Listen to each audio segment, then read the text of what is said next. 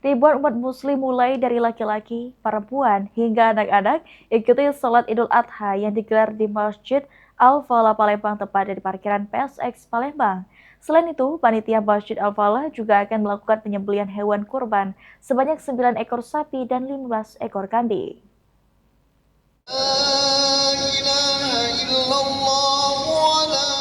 Ribuan umat muslim memadati area parkir PSX di Jalan POM 9 Palembang untuk melaksanakan sholat Idul Adha 1447 Hijriah yang diselenggarakan oleh pengurus Masjid Al-Falah Palembang.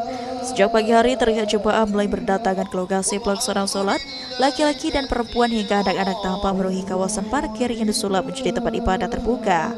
Setelah pelaksanaan sholat Idul Adha, Khotib Rifai Abun menyampaikan pesan tentang makna hakiki dari ibadah kurban.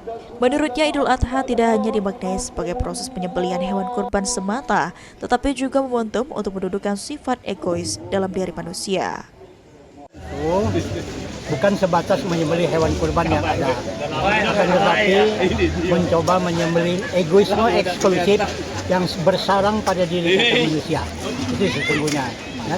Nah, selama ini hanya beda keliru pemahaman bahwa seolah-olah kurban itu hanya sebatas seremonial, sehingga ego itu tetap muncul di mana-mana.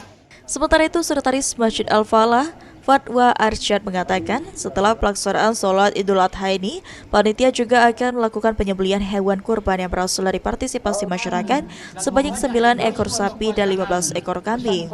Ditambahkan Fatwa, pihaknya juga sudah membagikan 900 kupon daging kepada masyarakat. Ia berharap proses distribusi daging kurban tahun ini bisa berjalan lancar dan benar-benar diterima masyarakat yang berhak menerimanya. Masjid Al-Falah Kampus Palembang POM 9 mengumpulkan dari masyarakat 9 sapi, 15 ekor kurban seperti apa? Harapan kita tahun ini korbannya akan tertib dari tahun-tahun yang lalu, oleh karena kita sudah siapkan sematang mungkin. Mudah-mudahan nanti siapa yang berhak menerimanya akan dapat, insya Allah. Herwahyudi, PAL TV.